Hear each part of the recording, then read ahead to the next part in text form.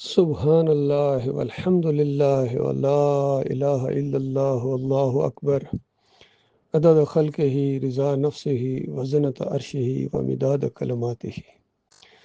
آج بہت ہی زیادہ خوشی کا دن ہے میرے لیے، اور وہ الفاظ نہیں ہیں کہ میں اپنے مالک کا شکریہ ادا کر سکوں۔ مالک نے وہ کام ہم کمزوروں سے لے لیا ہے کہ یہ اللہ کی خاص توفیق ہے، اور وہ چونکہ خود بہت زیادہ طاقت والا ہے، قدرت والا ہے، اس لیے اس نے ہم جیسے کمزوروں کو چنا ہے۔ دیکھیے، آج یہ جو سلسلہ تھا، ارشاد بٹی صاحب نے انٹرویوز لیے تھے لوگوں کے، تو یہ واقعہ کوئی معمولی واقعہ نہیں ہے۔ اس نے ہدایت کے متلاشیوں کے لیے راستہ کھول دیا ہے۔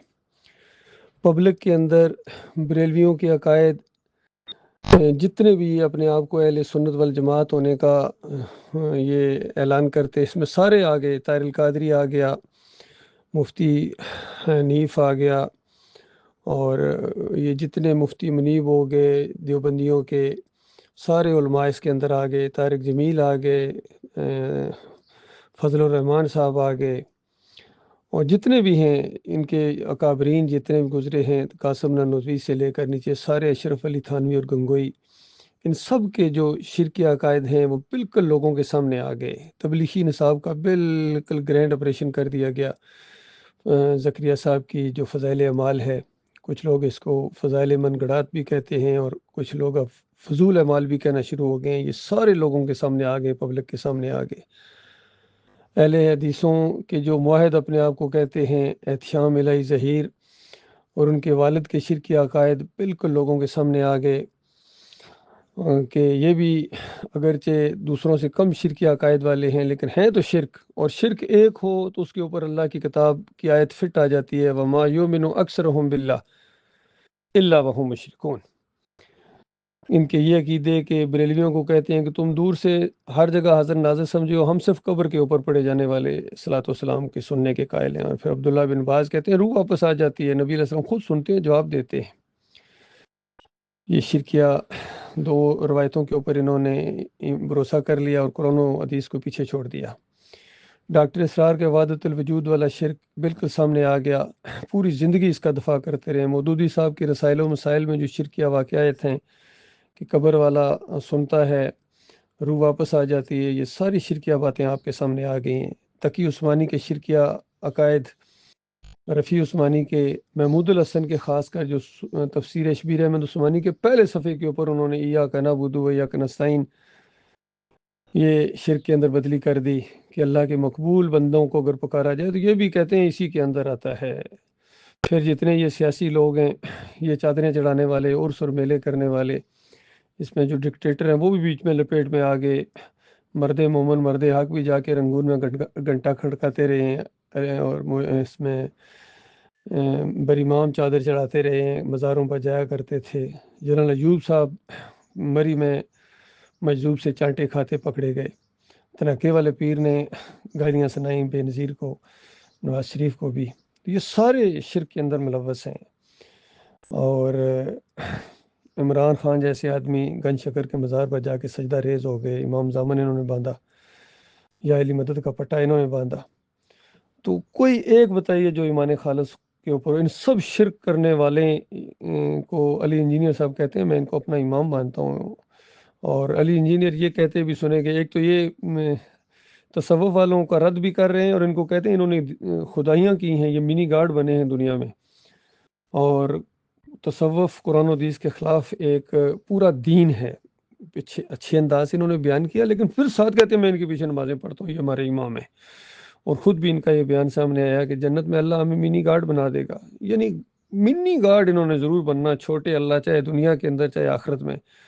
عبد القادر جیلانی کا یہی قول ہے، کہتے ہیں یہ دنیا میں اگر یہ صفت حاصل ہو جائے کہ کن فیکون کی، آخرت میں تو ہوگی، وہاں بھی وہ بھی اسی کا قائل تھا کہ آخرت میں جنت میں ہمیں کن فیکون دے دے، وہ کن فیکون نہیں دے گا، جو کچھ مانگو گے اللہ تمہیں دے دے گا، بس یہ اتنی سی بات ہے۔ تو بہرحال ان سب کا، محی الدین چشتی ہوں، علی اجمیری ہوں، کشف المحجوب کے شرکیہ واقعات آپ کے سامنے آ گئے، مجدد الفسانی کے، شاہ ولی اللہ کے پورے خاندان کے، اور پھر جو ان کا دفاع کرتے ہیں یہ بھی سارا ماحول آپ کے سامنے آ گیا اللہ کے بندو. اب بتاؤ کدھر جاؤ گے؟ کوئی یہ سوال پوچھ سکتا ہے کہ ارشد کرملائی صاحب اگر یہ سارے مشرک ٹھہرتے ہیں تو پھر بتائیں ہم کدھر جائیں، کہاں جائیں؟ تو اللہ کے بندو یہ تو دروازہ کھلا ہے آپ کے لیے، یہ تو دروازہ کھلا ہے آپ کے لیے ہدایت کا. خود ارشاد بٹی صاحب بھی وہ پکڑے گئے، انہوں نے بھی لگتا ہے امام زامن باندھا ہوا تھا یا کیا، وہ بھی کسی نہ کسی مسلک اور شرکی عقائد والوں کے ساتھ تعلق رکھتے ہیں، تو ان کے لیے بھی ہدایت کا دروازہ کھلا ہے کہ آؤ خیر کی طرف. یہ جتنی بھی ہماری چھوٹی چھوٹی کتابیں ایمان خالص کے اوپر ڈاکٹر مسعود الدین عثمانی رحمۃ اللہ علیہ کے چیلنج ہے ہمارا کہ ان کے اندر کوئی شرکیہ واقعات دکھا دو، یا جو حوالے دیے ہیں ان سب کے اکابرین کے شرکیہ کتابوں کے کوئی ایک شوشے کے اندر بتا دو کہ کسی کے اوپر کوئی الزام لگایا ہو. بالکل انہی کی کتابوں کے حوالے سے ایمان خالص کے اول کے اندر اور کس دوم کے اندر یہ چیزیں شامل کر دی گئی ہیں. اور بڑی محنت کے ساتھ ڈاکٹر صاحب نے بھی یہ کتابچے لکھے ہیں، اور جن لوگوں نے اس کی کتابت کی اور کمپوزنگ کی ان کی محنت کو بھی اللہ تعالیٰ ضائع نہیں کرے گا. جس نے جس نیت کے ساتھ محنت کی ہے، اس میں شروع میں فضلیات صاحب جو فوت ہو گئے، اللہ تعالیٰ ان کو معاف کرے، اور بعد میں ہمارے ضمیر صاحب انہوں نے بھی کافی محنت کی، اور کمپوزنگ کے اندر اور بھی کچھ لوگ ہیں انہوں نے کافی محنت کی، منور سلطان صاحب نے بھی، لیکن وہ بعد میں سجدہ تعظیمی میں چلے گئے. تو یہ جو شرک میں چلا جائے گا اس کی ساری اعمال برباد ہو جائیں گے. یہ مسئلہ ہے اصل میں اللہ کے بندوں. خود محمد حنیف صاحب نے بڑی محنت کی لیکن شرک میں چلے گئے. بعد میں عبداللہ عمر دورانی نے کتنی محنت کی، خالد عزیز نے کتنی محنت کی اندازہ لگائی، لیکن شرک میں چلے گئے. یہ پرابلم ہوئی ہے ان کے اندر. محمد گل صاحب نے کوئی اندازہ لگا سکتا ہے کتنی انہوں نے محنت کی، لیکن آخر میں آ کے بالکل آخری دنوں میں آ کے سجدہ تعظیمی کی شرک میں چلے گئے. تو یہ بہت بڑی بربادی ہوتی ہے اللہ کے بندوں. تو بہرحال کہنے کا مقصد یہ ہے کہ جس نے جتنی محنت کی ہے اللہ تعالیٰ اس کا اجر دے گا ان کو، جو قائم رہے گا ایمان خالص کے اوپر. اسی ساری کوشش کو میں نے یکجا کر دیا ہے. سارا ڈاکٹر صاحب کا جتنا لٹریچر ہے اس کو PDF کے اندر کر کے، اور مزید جو جماعت کے اندر سجدہ تعظیمی کا شرک آیا اس کا بھی ایک پورا کتابچہ اس کے اندر شامل کر کے گویا انسائکلوپیڈیا آف اسلام یا اسلامی انسائکلوپیڈیا بنا دیا. اللہ کے بندو یہ آپ کے ہاتھ میں آ گیا ہے، تو اس کو پڑھو. یہ آپ کا آخری سہارا ہے اللہ کے بندو ایمان خالص کے اوپر رہنے کا اور قرآن و حدیث کو سمجھنے کا. گویا یہ صحیح معنوں میں دعوت القرآن ہے. یہ ڈاکٹر عثمانی رحمۃ اللہ علیہ کی گویا تفسیر ہے دعوت القرآن، جو ایمان افروز ہے اور شرک سے پاک ہے. باقی محمد حنیف صاحب کی جو دعوت القرآن تفسیر ہے 2 جلدیں، وہ بالکل اس کے اندر انہوں نے شرک کا انجیکشن دیا. اللہ کے بندو صفحہ نمبر میں آپ کو بتا رہا ہوں، 1175 کے اوپر انہوں نے سجدہ تعظیمی کا یہ انجیکشن دیا ہے. اس مومنوں کی جماعت کو مشرک بنا دیا، مجاہدوں کو مجاور بنا دیا. اللہ کے بندو بہرحال جو زندہ ہیں ان کے لیے تلافی کا موقع ہے، واپس لوٹو. یہ وہی پلیٹ فارم ہے. ڈاکٹر صاحب کی کتابیں آپ کے سامنے پیش کی جا رہی ہیں، اور ڈاکٹر صاحب کی آڈیوز بھی، اور اب ان کو ویڈیوز کے اندر بھی تبدیل کر دیا گیا ہے، کیونکہ ڈاکٹر عثمانی رحمۃ اللہ علیہ کا فتویٰ ہے کہ ایمان اور اسلام کے لیے ویڈیو کا استعمال بالکل جائز ہے. کسی تصویر والی حدیث کے زمرے میں نہیں آتا ہے، اس حکم میں نہیں آتا ہے. یہ عالم دین کا فتویٰ ہے.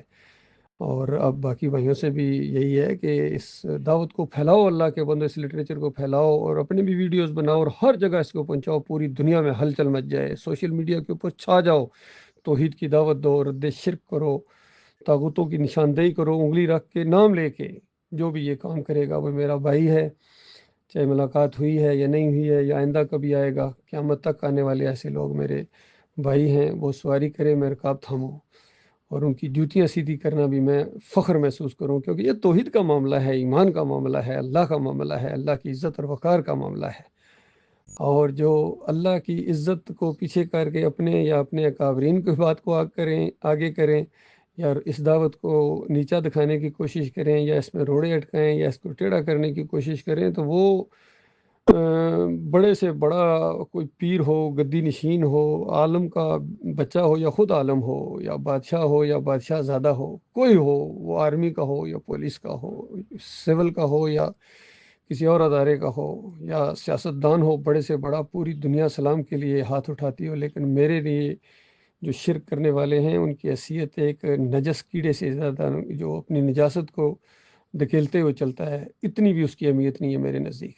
کیونکہ میں اللہ کا بندہ ہوں، اور اللہ کی دعوت کو لے کر اٹھا ہوں الحمدللہ، اللہ کے بھروسے کے اوپر، اللہ کے اوپر توکل کرتے ہوئے اس دعوت اٹھ چکی ہے، بنیاد بن چکی ہے قرآن و حدیث کی۔ اللہ کے بندو، اس دور کے اندر ایک عالم دین کیسا ہونا چاہیے؟ وہ ایک ہی شمع ہے جو روشن ہے، باقی سب کے مکروہ چہرے میں نے آپ کو دکھا دیے اور آپ نے خود دیکھ لیے ہیں۔ لہٰذا اب آپ کو اختیار ہے، چاہے تو پاؤں کی ان بیڑیوں کو کاٹ دو، اور چاہے تو شوق کے گل بوسی میں کانٹوں پر زبان رکھ دو۔